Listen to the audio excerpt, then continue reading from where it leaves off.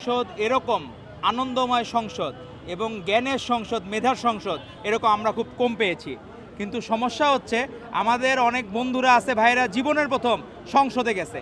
অনেকে আছে জামায়াতের আমির, অনেক বড় নেতা, কিন্তু অনেকে চেষ্টা করছে। যেমন আমাদের নেতা প্রধানমন্ত্রী জনাব তারেক রহমান এই প্রথম ইলেকশনেই উনি নিজে এমপি হয়েছেন, এর আগে কোনোদিন উনি ইলেকশন করেন নাই। কিন্তু জামাতের আমিরের অতীত ইতিহাস আছে জামানত বাজেয়াপ্ত হওয়ার।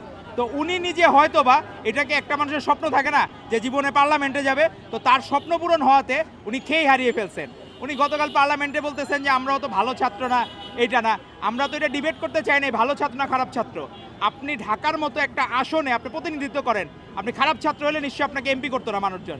যদি আপনার নিজের মনের ভিতর সন্দেহ থাকে, মানুষজন আপনাকে মনে করবে যে নিশ্চয়ই আপনি ইলেকশন ইঞ্জিনিয়ারিং মাধ্যমে আপনি এমপি হয়েছেন। আপনি নিজেই তো স্বীকার করতেছেন যে আপনি দুর্বল ছাত্র, তাহলে আপনি এমপি কীভাবে হইলেন? তো আপনি নিজের কথায় সাংঘর্ষিক কথাবার্তা বলতেছেন, এটা বাংলাদেশের মানুষ ভালোভাবে নিচ্ছে না। আপনি নিজেকে নিজেই বিতর্কিত করছেন। আর এই পার্লামেন্টে দেখলাম এত কিছুর আলোচনা হচ্ছে, তারা মূল আলোচনা থেকে দূরে সরে যাচ্ছে। তারা যেইখানে আওয়ামী নিষিদ্ধের দাবিতে তারা এখানে রাস্তায় মব করছে, সাধারণ মানুষের কি পরিমাণ কষ্ট গেছে। তখনও আমরা বলেছিলাম, আমাদের নেতা তারেক রহমান বলেছিলেন আওয়ামী লীগ নিষিদ্ধের দাবিতে সবচেয়ে অগ্রভাবে থাকবে বিএনপি।